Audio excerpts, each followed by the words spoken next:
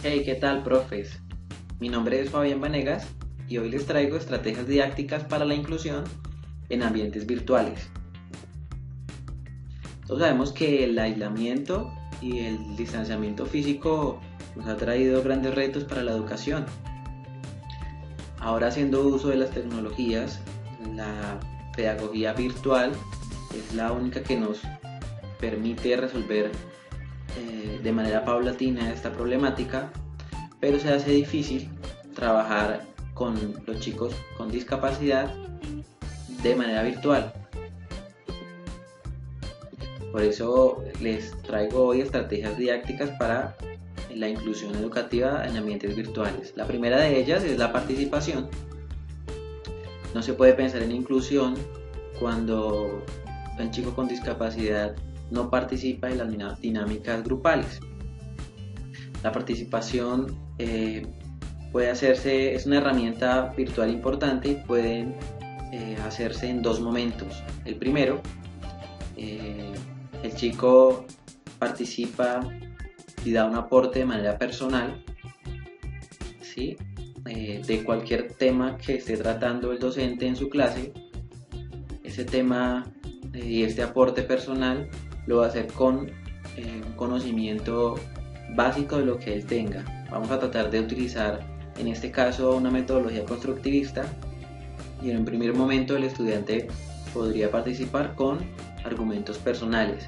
En un segundo momento el docente podría dar una fuente académica donde el estudiante pueda ir allí, contrastar sus conocimientos y dar un nuevo aporte que tenga que ver o esté relacionado a los temas académicos que el profesor había enviado con anterioridad. En el aula física generalmente no se le pregunta al estudiante, o si se hace, casi siempre queda relegado, ¿no? Entonces la primera estrategia va a ser intentar que el estudiante participe. ¿Cómo vamos a hacer que el estudiante participe? Entonces, cuando estemos en la clase virtual, vamos a hacer hincapié en que cada tema, por lo menos una vez en clase, el estudiante que tenga alguna discapacidad participe, ¿sí? Generalmente, por ejemplo, en los chicos con TDAH, donde constantemente se les está llamando la atención, se refuerzan es precisamente estas conductas que no aportan a la clase. Entonces vamos a intentar, docentes, que cada estudiante que tenga discapacidad participe por lo menos una vez en clase. Bien. ¿Cómo se puede hacer esta participación? Esta participación se puede hacer en las clases virtuales, pero también se puede hacer mediante una herramienta informática que se llaman los foros. El estudiante necesita escuchar las clases, pero también necesita ser escuchado, ¿verdad? El foro va a permitir una participación individual y grupal, pues el estudiante con discapacidad va a participar, va a dar su argumento, pero también va a aportar a lo que el grupo pueda estar pensando acerca del tema. Para los docentes que quizá no sepan qué es un foro es una herramienta informática donde el estudiante va a participar.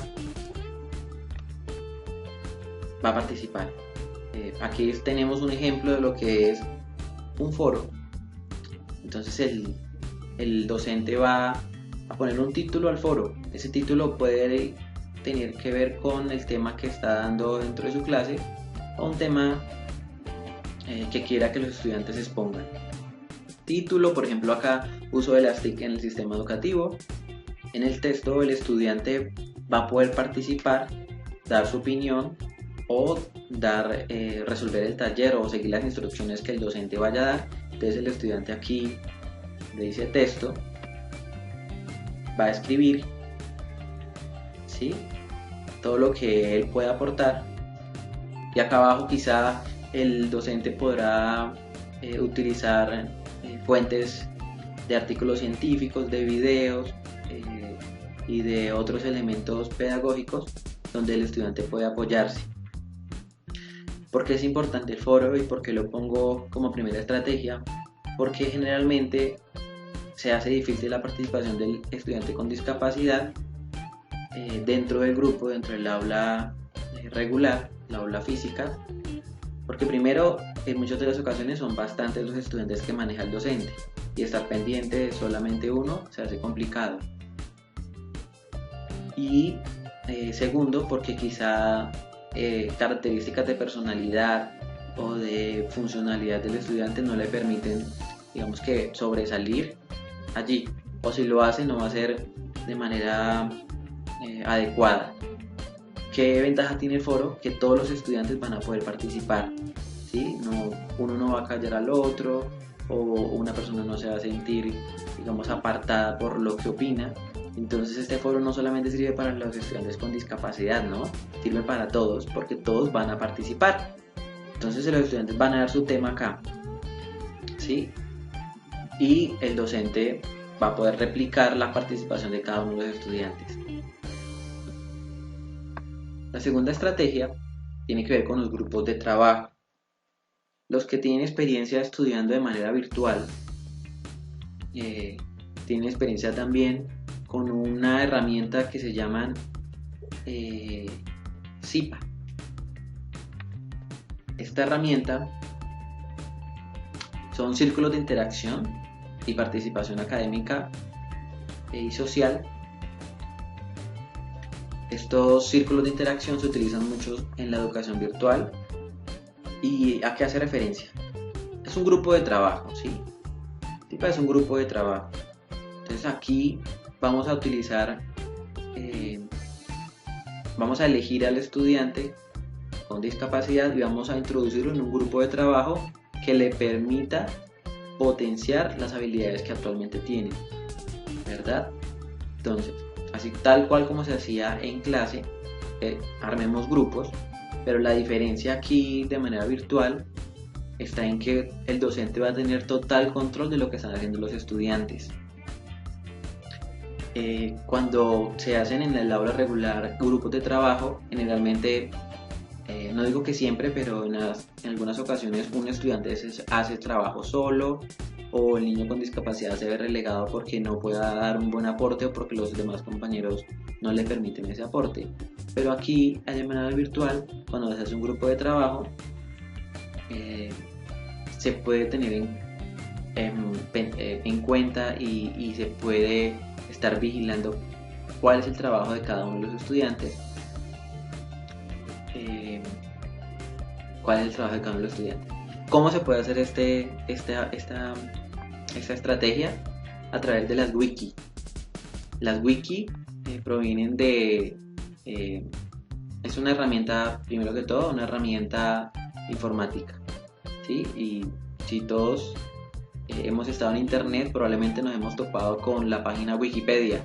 Wikipedia es una enciclopedia mundial que tiene bastante información acerca de múltiples temas.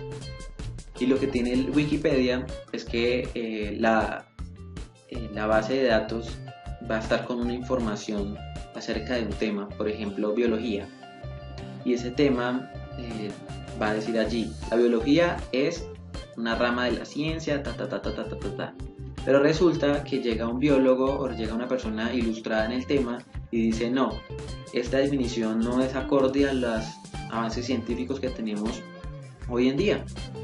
Entonces vamos a editar esa información que está allí, ¿sí? Y vamos a cambiarla por lo que dice la ciencia actualmente. Entonces permite editar. Las wiki, yo voy a dejar el link en la descripción del video para que entren a diferentes tipos de wiki, pero digamos que hay una que se puede hacer muy fácil. Por Google Drive se puede abrir un documento en Word donde el grupo de trabajo va a poder comenzar a escribir el tema, ¿sí? O el taller o el trabajo que el docente deja en grupo, y el docente puede vigilar quién hizo cada parte del trabajo, quién corrigió, cuánto tiempo participó, ¿sí? Entonces se puede tener un mayor control de lo que hace el estudiante. Y por otro lado, el estudiante con discapacidad va a poder participar sin restricción, ¿sí? Ya puede hacer lo que él desee editando la información y se va a trabajar también mucho en la empatía y en el trabajo en equipo.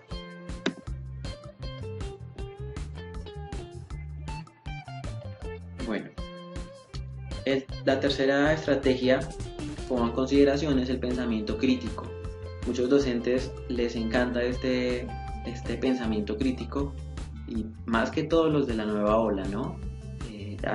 En el pasado quedaron la metodología catedrática donde el docente era quien sabía y el estudiante solo recibía el conocimiento. El pensamiento crítico va a permitir que el estudiante, por medio de las interacciones con los demás estudiantes y con el profesor, le dé un nuevo enfoque al conocimiento que está recibiendo. Pero también el docente puede hacer uso de este pensamiento crítico. Vamos a intentar, docentes, leer nuevos avances, leer nuevas investigaciones, leer acerca de nuevas estrategias y metodologías para no solamente los chicos con discapacidad, sino que el trabajo con todos los estudiantes. Miremos la escuela moderna, cómo está trabajando en la construcción del conocimiento entre todo el grupo, ¿sí? Y qué herramienta está utilizando. Entonces allí también sé que es difícil, ya de que no hay tiempo, pero si se ponen a pensar es más eficiente tener una metodología actual que permita abordar los temas con mayor rapidez y con mayor eficacia a tener elementos que quizás ya no se utilizan actualmente y que el docente en algunos casos no quiere renovar porque quizá le tome más tiempo. Bueno, el pensamiento crítico, ¿cómo lo vamos a tratar de implementar como estrategia metodológica en los estudiantes? De nuevo el foro. El foro le permite al estudiante participar de manera individual y colectiva, y esa participación se va a ver enriquecida por la participación de los demás estudiantes. Entonces, por ejemplo, en clase virtual, al chico con discapacidad se le lanza una pregunta y se intenta que él responda como él pueda, ¿verdad? Vamos a tratar de hacerlo con los demás compañeros y al final vamos a girar y volver al mismo chico con discapacidad para saber si él ha podido integrar los conocimientos y los argumentos que han dado los demás compañeros, incluso el docente, y adquirir una nueva construcción de ese conocimiento, un pensamiento más crítico. Bien, esto es todo por hoy. Quiero decirles que esa es solo la primera parte del video. La segunda parte van a ser estrategias específicas que ustedes pueden utilizar de manera virtual para trabajar inclusión con estudiantes con discapacidad. Soy Fabián Vanegas y les envío un saludo gigante.